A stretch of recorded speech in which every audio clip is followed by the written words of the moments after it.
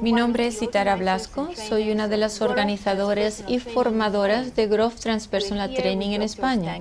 Estamos aquí con el Dr. Stan Grove, que ha venido a España a enseñar un módulo y estamos aprovechando la oportunidad para hacerle algunas preguntas que hemos recibido de participantes de todas partes del mundo.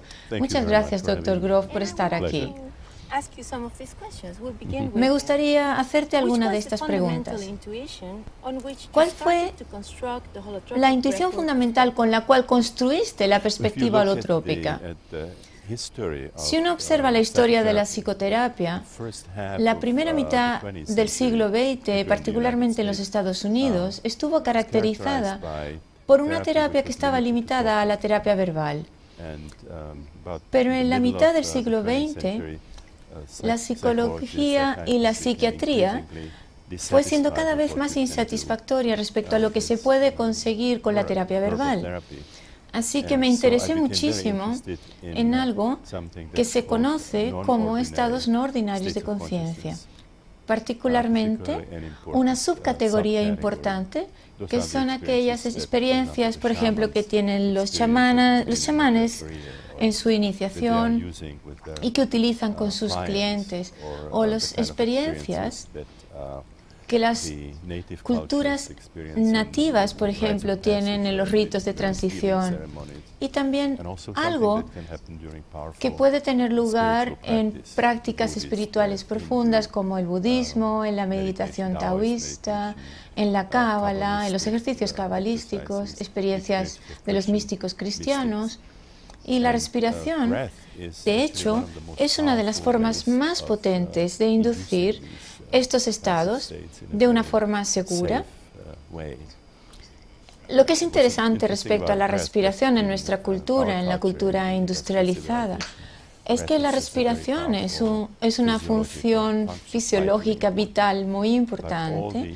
Todas las culturas preindustriales, sin embargo, vieron a la respiración como algo que conecta el mundo externo, el aire, con nuestro cuerpo, con nuestros pulmones, y que a través de eso también con la psique, con el espíritu. Así que cuando mi mujer Cristina y yo estuvimos viviendo en el Instituto Esalen, en California, vimos que había una forma segura y potente de producir estas experiencias con propósitos sanadores y de autoexploración, y la respiración se convirtió entonces en la manera más lógica de hacerlo. Si uno considera lo que hacen algunas de estas culturas, la conexión entre el mundo material, nuestro cuerpo y la psique y el espíritu se expresa a través de la palabra. Por ejemplo, prana quiere decir aire, respiración, pero también es la esencia creativa cósmica. En chino, por ejemplo, la palabra ki, y en japonés también, en la cultura se utiliza esta palabra. En Hawái, la palabra ha, como aloha, que quiere decir presencia de la respiración. De nuevo, el aire es la respiración, pero es también la esencia creativa. Así que lo que descubrimos con la respiración es que estás respirando el aire a través de tus pulmones y empiezas a tener experiencias emocionales y psicológicas, y también pueden tener contenido espiritual, contenido parecido a los contenidos místicos y sanadores, y por supuesto improntas psicológicas que están en el inconsciente. Así que la respiración es el núcleo de la práctica. Sí.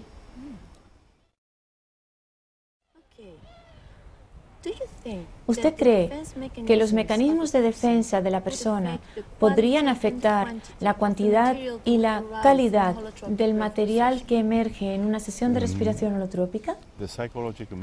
Los mecanismos de defensa ciertamente son una parte importante, pero con lo que estamos lidiando en realidad es la relación entre lo material y lo inconsciente. El material que tiene una carga emocional importante, como Sigmund Freud denominaba la catarsis.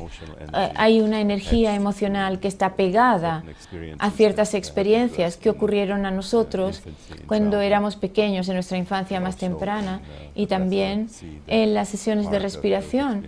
Vemos cómo algunas de estas experiencias provienen incluso de épocas más tempranas, del momento perinatal o del momento en que estábamos en el útero o incluso más atrás, cuando las experiencias tienen contenidos kármicos de alguna manera.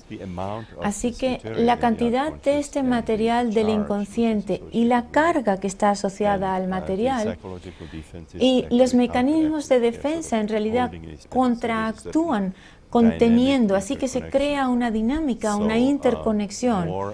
Así que entonces más del material, cuanto más material la persona tiene, más intensa va a ser la sesión. Pero también, de alguna manera, los mecanismos de defensa va a ser importante porque va a impedir que este material emerja. Porque cuando hacemos una terapia verbal, los mecanismos de defensa, desde luego para los terapeutas, son muy importantes. Estamos lidiando con ellos. ¿Hay alguna diferencia aquí entonces? Cuando tú estás trabajando de esta manera en terapia verbal o en terapia experiencial. En las sesiones de respiración es muy interesante porque cuando tú estás respirando más rápido, con una cierta cualidad de atención introvertida hacia tu experiencia, el tipo de atención que se tiene, por ejemplo, la que se enseña en la meditación budista Vipassana, entonces si tú haces la respiración con este tipo de atención, parece que de una manera selectiva se trae a la conciencia material inconsciente, que es lo que tiene la carga más fuerte, y a la vez, en el momento en el que ese material está disponible para ser procesado y para emerger. Y hay otros elementos en la psique que quizás estén demasiado profundos y no estén disponibles, de manera que no emergerán en esas sesiones. Quizá tome un par de sesiones hasta que lo estén disponibles. Pero es fascinante en la respiración que hace que emerja a la superficie ese material que está listo para la emergencia, porque es fuerte, porque es intenso y porque a la vez está cerca de la superficie. Así que la respiración automáticamente cambia la relación entre esta dinámica de los mecanismos de defensa. Así que, o bien aumenta la carga del material inconsciente o baja la intensidad de los mecanismos de defensa o ambos. Así que de esta manera podemos trabajar. Es fascinante. Otra cosa importante es que esto es algo que ocurre automáticamente, pero sin embargo, cuando hacemos terapia verbal, tú te formas como terapeuta en una distinta escuela de terapia y cada escuela terapéutica tiene una visión distinta. Así que lo que tú haces para ayudar a que el material sea disponible y lo que haces con ese material va a reflejar lo que a ti te han enseñado en una escuela de psicoterapia, de manera que puede haber un desacuerdo entre las distintas escuelas psicoterapéuticas. Es algo muy extraño, pues muchos psicólogos y psiquiatras y psicoterapeutas ni siquiera se molestan en pensar en esto. A mí me ha interesado este tema porque hay tantas escuelas distintas y cada escuela te enseña algo distinto respecto al mismo tema. Y no está y lo presentan como si fuera una visión científica. Así que si alguien trae un problema a un terapeuta, es casi como si esta persona pudiera echar una moneda al aire para escoger con qué terapeuta va a trabajar.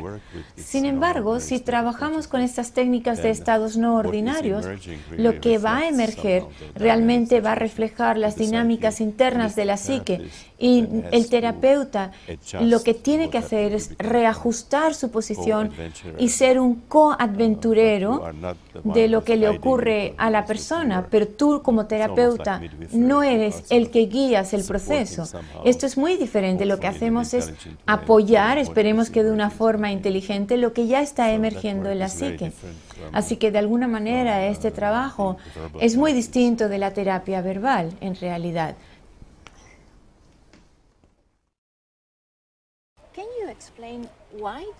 ¿Puedes explicar por qué entonces revivir una experiencia es una experiencia sanador? ¿Por qué puede esto curar? Esta es una pregunta interesante que muchas personas preguntan. ¿Por qué revivir particularmente una experiencia traumática puede ser sanador en vez de retraumatizar? Sí, exactamente, eso pregunto. Sí, hay algunas razones importantes. La primera es que si tú creas este estado de conciencia no ordinario, entonces esto causa una regresión en la edad. Así que psicológicamente la persona se está cada vez más joven, y puede experimentarse incluso como un infante, como un niño pequeño, o incluso como un bebé recién nacido o como un feto. Pero a la vez, simultáneamente, la persona es un adulto que tiene todo un nivel de tolerancia, de estamina y de comprensión. Así que en este momento como adulto puedes lidiar con este material con el que quizá no pudiste lidiar cuando estabas más inmaduro. Así que es fascinante este estado en el que en realidad estás como en dos mundos a la vez. Por una parte estás haciendo la sesión y a la vez eres el protagonista de esta situación original. Hay otra razón también que se describe en un trabajo escrito por Brown, un psicoterapeuta irlandés, que se titula La experiencia no experimentada, en donde señala que cuando una persona está experimentando una experiencia muy traumática a nivel física, por ejemplo, un abuso, etc. Entonces, en realidad, no experimentamos esto completamente porque parece que hay como una partición en la conciencia. Es como si la conciencia saliera del cuerpo. ¿Tú quieres decir en el momento del trauma? Sí, en el momento. Es como si la persona no estuviera totalmente consciente de lo que está viviendo. En momentos muy traumáticos, una persona de hecho puede desmayarse, perder conciencia. Y es concebible entonces que en algunas experiencias traumáticas, aunque quizá incluso no tan extremas, de alguna manera la persona se desmaye parcialmente, de manera que no estás completamente viviendo la experiencia. Así que en realidad no estás solo reviviendo, sino que para algunas personas es la primera vez que están viviendo completamente aquella situación original, porque las circunstancias en aquel momento fueron tales que no le permitieron vivir la experiencia completamente. Así que no pudieron integrar la experiencia. O sea, ¿quieres decir que es una forma en la que la persona se protege por desconectarse? Sí, se protege y quizá en la experiencia es la primera vez que lo vive completamente. Sí, esto se ve en las experiencias cercanas a la muerte. Cuando hay un trauma muy importante, como un accidente de coche, por ejemplo, una persona se ha partido una pierna o un brazo y su conciencia sale del cuerpo, puede que la persona incluso esté, mientras está pasando esto horrible, teniendo una experiencia hermosa mientras el cuerpo está en gran sufrimiento. Porque, así que esto lo vemos en la respiración también, que las personas pueden revivir no solamente traumas emocionales, sino también traumas físicos. Y sin embargo son traumas que no han sido procesados de una forma significativa porque la persona estaba fuera de su cuerpo en cierta medida, cuando ocurrió originalmente. Así que estarían por primera vez, dices, entonces viviendo y sanando esto. Sí, imaginemos que es un trauma físico y que se ha sanado físicamente, anatómicamente, pero emocionalmente no estaba sanado. Es lo que en Gestalt se conoce como una Gestalt incompleta. Así que revivirlo de alguna manera permitiría que esta energía sea liberada. Sí, el material que está en el inconsciente tiene una potente influencia en tu vida, aunque es inconsciente, tú no estás consciente de eso. Así que funciona como un prisma a través del cual se distorsiona la experiencia de ti mismo y del mundo e influencia desde el inconsciente todo. Así que si tú permites que ese material emerja completamente y sea expresado y las emociones que están ahí atrapadas y también las energías físicas, si todo esto se libera, entonces ya no existe como una influencia molesta que perturba tu vida. ¿Cuál es la diferencia entre psicología integral y psicología transpersonal? Quizás debería decir un par de palabras de ambas. A ver, la psicología transpersonal es una psicología que emergió al final de los años 60. De hecho, yo tuve el privilegio de ser una de las personas que fue la cuna, junto con Abraham Maslow, Anthony Sutich, Fediman y Sona Margulis y otros. Y esta nueva psicología, básicamente, lo que quería era estudiar todo el espectro de la experiencia humana. Inicialmente teníamos el psicoanálisis, el conductismo. Sabes que el psicoanálisis estaba focalizado básicamente en los pacientes, en la población enferma. El conductismo, por otra parte, estaba centrado en animales y tratando de extrapolar esto a los seres humanos. Y entonces, la primera reacción por parte de Anthony Sutich y Maslow fue crear la psicología humanista, de alguna manera casi como intentando corregir los errores, ¿no? Las inadecuaciones que tenían estas terapias de las que estoy hablando. Sin embargo, la psicología humanista se hizo muy popular, incluso entre la gente lega, pero los fundadores de la psicología humanista, después de unos 10 años, ellos estaban insatisfechos con esta psicología humanista que ellos mismos habían creado, pues se daban cuenta de que la dimensión espiritual faltaba. Las prácticas meditativas, etcétera, las ceremonias en estados de trance, los estados de éxtasis y cosas como estas. Así que empezaron a trabajar en otro tipo de psicología que tenían la intención de llamar transhumanística y me invitaron para ser parte de esto. Y yo en ese momento estaba trabajando con una categoría de experiencias que llamaba transpersonal. Experiencias que trascienden el ego corporal, en donde uno siente unidad con otras personas, con los animales, con la naturaleza, o en donde experimentas algo de otro siglo o de una vida pasada, o como le ocurre a los místicos. Así que, en vez de llamarla transhumanística, terminaron llamándola transpersonal. Y luego, sin embargo, la psicología integral es algo que proviene del trabajo de Ken Wilber, que ha creado esta increíble síntesis de una variedad de campos, empezando con la psicología perenne, la espiritualidad oriental, ciertos aspectos de la psicología occidental, incluyendo la biología, la antropología, la filosofía, etc. Así que es una especie de visión integral. Y realmente podría ser muy difícil para un psiquiatra o un psicólogo usar esto en un trabajo específico, con clientes, quieres decir, ¿no? Sí, con clientes tienes que de alguna manera estrechar la visión del mundo que incluya la filosofía, la biología, la mitología, etc. Así que es algo que no es algo que puedas usar a nivel práctico. Sin embargo, la psicología transpersonal ha desarrollado métodos que tú puedes utilizar para trabajar con personas, que no es lo que Wilber ha desarrollado. La psicología integral es más bien una visión que integra muchas disciplinas distintas y sería muy difícil utilizarla a nivel práctico con pacientes. De hecho, yo admiro mucho el trabajo que Ken Wilber ha hecho, pero lo que menos admiro es la parte psicológica del trabajo.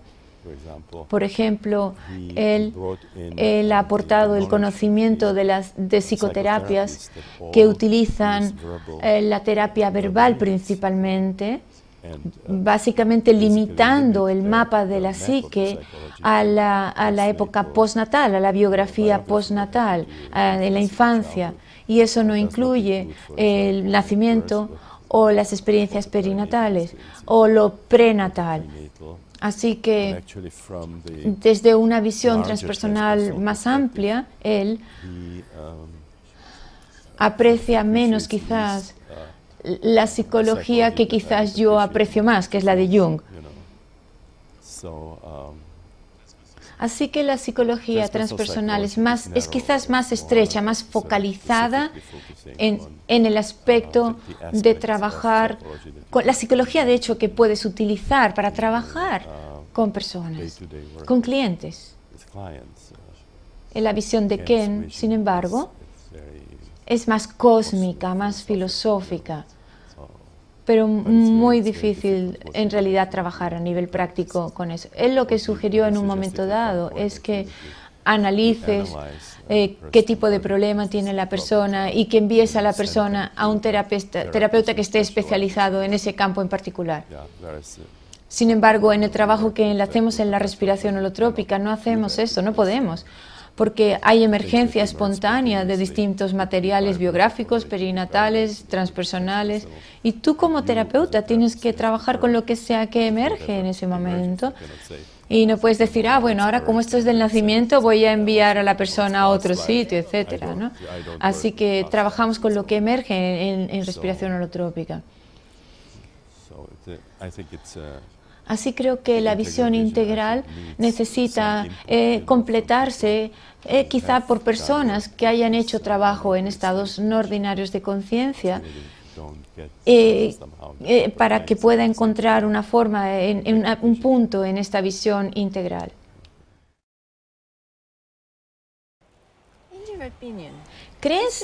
¿Cuál crees que es la razón del incremento de la utilización de antidepresivos y pastillas para dormir? Yo creo que hay varias razones, pero la primera que se me ocurre es que creo que la gente está más deprimida, hay más depresión, y eso refleja el estado del mundo, cómo está la situación mundial. Ciertamente, por ejemplo, en los Estados Unidos es así. Es un país, es que ya no es lo que era cuando yo llegué allí en el 67, donde había entusiasmo y había el sueño americano y lo que podías hacer con tu vida. Hoy en día, sin embargo, hay una crisis económica, hay una desilusión general, hay una imagen de que los Estados Unidos, después de haber atacado Irak, etcétera, si uno habla con gente joven, realmente no tienen una perspectiva. Las personas han perdido dinero, es como una situación de desencanto general en el mundo. Desde el punto de vista ecológico, con los desastres que estamos creando, el incremento de la violencia, el peligro potencial de la confrontación entre el islamismo y la cristiandad, y todos estos temas no crean una imagen muy esperanzadora, así que no es sorprendente que simplemente la depresión haya aumentado. Pero también, por otra parte, está la fuerza, la potencia que tienen las industrias farmacéuticas, ¿no?, para crear mercados. Son muy potentes, unos lobbies que crean en la práctica cotidiana entonces de la psiquiatría. Se ha hecho un cambio, de manera que ahora los pacientes son casi medicados como una rutina, sin pensar, de manera que lo que se hace es suprimir los síntomas. Sí, justo te quería preguntar, ¿lo que estamos haciendo entonces es suprimir los síntomas? La supresión de los síntomas es un tema muy interesante. En psiquiatría, la psiquiatría se ha desarrollado como una subdisciplina de la medicina, y la medicina, si uno considera la medicina cómo funciona, se trabaja con una supresión de los síntomas en dos situaciones.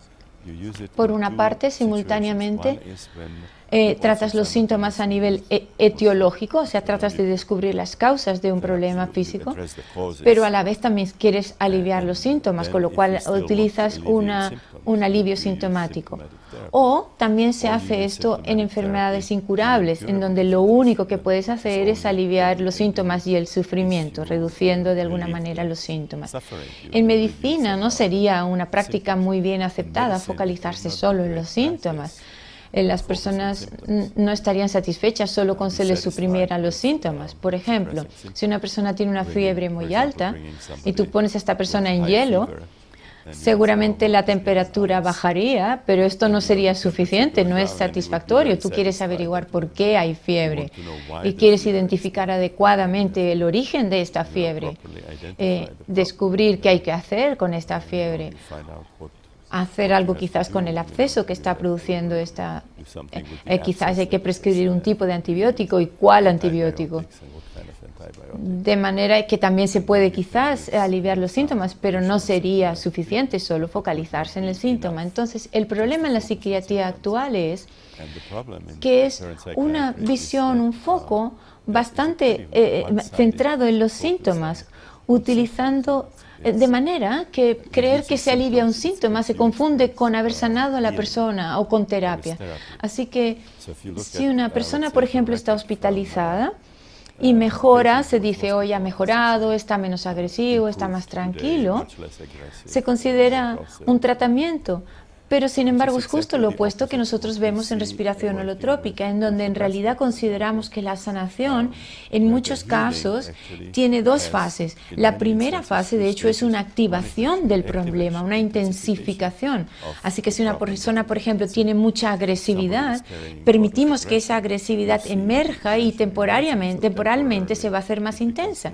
Y lo que hacemos es ayudar a la persona que pueda expresarlo de una forma segura, de manera que esta fuente de agresividad, claro, es como una visión homeopática lo que estás diciendo, ¿no? Es como incrementar lo que está ahí, ¿no? Sí, en homeopatía la idea es que si tienes un síntoma, el organismo está expresando una forma de sanarse a sí mismo. Traducido a psicología, sería que un síntoma sería una expresión de que el organismo está tratando de deshacerse de alguna impronta del pasado, y de manera que nosotros apoyamos que eso ocurra, esa liberación. No queremos suprimir o reprimir esto. La homeopatía es más compleja incluso, porque lo que los homeópatas hacen es lo que se llama proofing, de manera que lo que hacen es probar distintas sustancias, que pueden ser minerales, animales, orgánicas de distintos tipos. Entonces se las dan a personas, entre comillas, sanas, y se ve cuál es el efecto de esta sustancia, de estos remedios en estas personas sanas. De manera que si tú eres homeópata y te viene un cliente, tú estás buscando cuál es el remedio que en las personas sanas induce un efecto determinado. La homeopatía es un problema, y es que porque como se hacen diluciones progresivas y se sacuden la sustancia, llega un momento en que casi no hay moléculas en el medicamento al final. Sí, y esto es una fuente de mucha hostilidad y criticismo. Se critica la homeopatía por esto, pero en realidad lo que vemos en estos estados que nosotros llamamos holotrópicos, que es una subcategoría importante de los estados no ordinarios de conciencia, como lo que ocurre a los chamanes o en los misterios ancestrales o en la meditación budista, etc., es que funcionan como un remedio homeopático universal. Es decir, intensifican cualquier síntoma que tú ya llevas en ti, o incluso hace que síntomas que estén latentes emerjan y se manifiesten. Así que la respiración holotrópica es como un remedio homeopático universal que hace que emerja y sea procesado aquello que está ya en tu organismo. Así que hay una especie de relación interesante entre lo que se hace por parte de muchos psiquiatras, y es comprensible porque simplemente muchos psiquiatras no disponen del tiempo para atender de otra manera que no sea suprimir los síntomas, pero es muy distinto a lo que hacemos en estas terapias, en donde realmente permitimos que los síntomas emerjan y se intensifiquen, y tratar de descubrir y aliviar las fuerzas subyacentes. Desde luego es una terapia que hace que el terapeuta necesite más tiempo, pero desde luego alivia mucho más que suprimir los síntomas.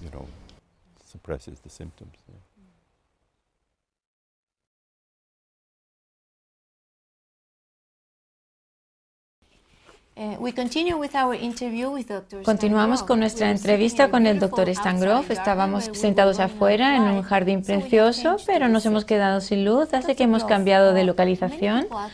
Dr. Grof, muchas personas están preocupados por el año 2012. ¿Hay alguna manera en la que nos podamos preparar para los eventos del 2012? Es una pregunta muy interesante, que ha despertado mucho interés en el mundo y particularmente en los Estados Unidos. Hay conferencias, se han escrito libros, trabajos, las personas hablan de esto constantemente. Yo mismo he contribuido con un escrito que está en mi página web, y en este trabajo estoy preguntando ciertas preguntas, por ejemplo, ¿cómo pudieron los mayas hace tantos años haber podido decir algo que fuera relevante para nosotros en el siglo XXI? Y también la fecha específica, ¿no? También la segunda pregunta es, ¿realmente hay algo de lo que dicen que tiene que ver con la destrucción del mundo? ¿Están hablando de la destrucción física o en realidad más bien hablan de una experiencia de muerte y renacimiento? Un final de la forma en que el mundo estamos viviendo ahora de esta manera materialista, de la destrucción de los recursos, del entorno, esta insensibilidad que tenemos respecto a la propia naturaleza. Y si hay algo relevante de una forma u otra, y si hay indicaciones de que esto que prevían está pasando o no. Así que respecto a la primera parte, yo estaba tratando de señalar en mi trabajo de que los mayas utilizaban medios extremadamente potentes de alterar la conciencia, como el peyote, que es un cactus alucinógeno, también los hongos alucinógenos. También utilizaban las secreciones de un cierto sapo que contiene potentes alucinógenos, y también utilizaban sangrados masivos para crear estados expandidos de conciencia. Mi experiencia es que en estos estados visionarios las personas pueden tener unas comprensiones muy profundas en cuanto a cómo funciona el universo y lo que se considera el mundo arquetípico, normalmente una realidad no visible, pero que influencia lo que ocurre en el mundo material, y cómo estos arquetipos y sus relaciones están correlacionadas con los planetas. Así que algunas personas experimentaron hoy en día comprensiones astrológicas, por ejemplo. Sabes que yo creo que la astrología es un instrumento muy válido y muchas personas están utilizándolo. En la astrología uno puede describir algo que ocurrió hace miles de años o algo que ocurrirá en el futuro, pues todo está relacionado con los movimientos de los planetas. De manera que estas comprensiones muestran que la astrología no comenzó de una forma en la que las personas estaban sumando información sin más, sino que era más bien una visión que iluminaba toda la mecánica de cómo funciona el universo.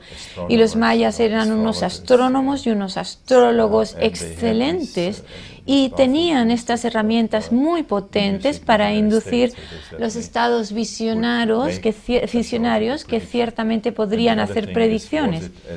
Por otra parte, estaban hablando de una destrucción. ¿Implicaba esto que va a haber una destrucción del mundo tal cual lo conocemos? ¿Y que va a ser el fin del mundo y el inicio del otro? Y cuando uno estudia las inscripciones de sus monumentos, en donde hablan de esto, realmente hablan de una muerte y una experiencia de renacimiento también, no solo de una muerte como tal. Así que lo último entonces también a mencionar es preguntarse si hay algún indicador que señale que está ocurriendo lo que predijeron. Ciertamente se puede decir sí, de alguna manera sí. Por una parte, hay un movimiento hacia la destrucción, lo vemos, en el incremento de la población, en la contaminación industrial, que es enorme, en la insensibilidad que tenemos hacia la ecología, La humanidad de hoy en día muestra una violencia que incrementa los conflictos religiosos a gran escala, pero a la vez también vemos que muchas personas están trabajando en transformación, en conciencia, en procesos de muerte y renacimiento, que les llevan a espacios internos completamente diferentes. Esto lo vemos continuamente en la respiración holotrópica, así que cuando las personas trabajan en su propio material inconsciente, en los problemas de su infancia, de sus traumas más tempranos, los problemas perinatales, los temas kármicos que pueden tener, vemos que estas personas tienen unas transformaciones muy importantes que reduce su agresividad, que aumenta su tolerancia, su compasión, y que hay diferencias, las diferencias de género, de ideología, de culturas, ya no son tan importantes y que en realidad no son una razón para violencia o para guerras. Y que en realidad las personas desarrollan una espiritualidad que es más universal, que lo incluye todo, que no es sectaria, que no divide, de manera que el mundo no tiene que estar organizado separado por religiones. Así que ciertamente esto está ocurriendo en el mundo, porque muchas personas están usando muchos métodos distintos que inducen a que se dé esta transformación. Y también hay muchas personas que están experimentando emergencias espirituales que ocurren de manera espontánea. Desafortunadamente, la psiquiatría no coopera cuando ocurren estos estados, pues son consideradas principalmente como una patología y tienden a ser suprimidas. Pero yo diría que entonces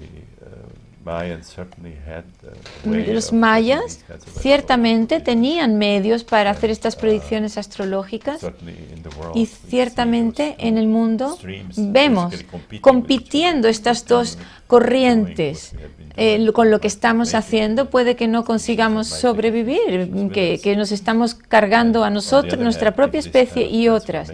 Por otra parte, hay una corriente de transformación que está ocurriendo, y si fuera en una escala grande, quizás pudiéramos salvarnos como especie. Terence McKenna, un amigo muy cercano que ya no vive, lo puso de una forma muy sucinta y dijo: la historia del mono tonto ya se acabó. Es decir, o cambiamos a otra cosa o simplemente no vamos a sobrevivir. Porque el tipo de población, la industrialización, la contaminación, las guerras y los métodos de destrucción masiva que hemos creado, no podemos seguir haciendo lo que la humanidad está haciendo, movida por la avaricia, por los deseos de poder, etc. Así que yo creo que la manera en la que podemos contribuir mejor a que esto no ocurra es trabajar cada uno en nosotros mismos, transformarse cada uno a sí mismo, y quizás tener la esperanza de que así un número más grande de personas puedan unirse a hacer esto y crear un mundo mejor.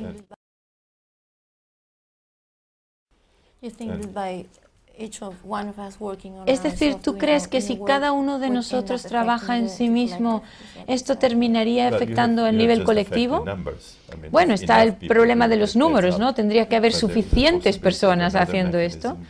Existe también la posibilidad de otro mecanismo del que habla Rupert Sheldrake, y es que cuando las personas están haciendo algo, aprenden una forma nueva de hacer las cosas, se crea lo que él llama un campo morfogenético, de manera que si se crea un campo como esto empieza a influenciar a otras personas, aunque ellos mismos no lo estén haciendo. Así que es la teoría de los 100 monos, ¿no? ¿Sabes? O sea que si suficientes personas lo hacen. Se cree, por ejemplo, los indios creen que los yogis que están en el Himalaya, dentro de una cueva, sin salir, con lo que están haciendo, están contribuyendo grandemente a que haya paz en el mundo, desde su cueva. Así que simplemente no estamos hablando del mundo material, de los aspectos materiales, sino también del impacto psicológico. Hay estudios realizados que muestran que a través de la meditación, por ejemplo, uno puede influenciar la criminalidad. Esto se ha estudiado en Chicago, en donde grupos hacen meditación y esto influencia lo que ocurre en la ciudad. O se ha hecho estudios acerca de sanaciones a larga distancia. Esto no son tonterías, esto se ha estudiado y se ha probado que es posible. Y lo último que me gustaría mencionar es acerca de la fecha específica del 21 de diciembre del 2012, porque si uno habla a nivel astrológico, los tránsitos astrológicos no ocurren en un día en particular o incluso en un minuto en particular, sino que más bien es un incremento, empiezan en un momento dado, alcanzan un punto culmen y luego van descendiendo en su influencia. Y estos son normalmente los tránsitos planetarios, pero los mayas estaban hablando más allá, hablaban de tránsitos galácticos, de una astrología galáctica. Así que el solsticio de invierno se supone que se alinee con el acceso a la galaxia y este tránsito probablemente se expandiría a lo largo de varias décadas, así que ya estaríamos en esta transformación, estaríamos ya en este proceso de transformación. Así que lo veríamos. De nuevo, es interesante que el concepto del apocalipsis que uno encuentra en el Nuevo Testamento, el término apocalipsis no quiere decir la destrucción material como normalmente se traduce, sino que quiere decir más bien revelaciones de secretos y de sabiduría sagrada a las personas. Vamos a ver qué va a pasar cuando lleguemos ahí. Sí, esperemos que lo que hacemos aquí también ayude. Es un concepto muy interesante que contribuye al hecho de que las personas que estamos en el mundo será muy útil ver qué ocurre. Bueno, quiero agradecerte muchísimo por estar aquí, por esta entrevista, pero especialmente por venir a España, por hacer este módulo aquí con nosotros de nuevo. Muchísimas gracias.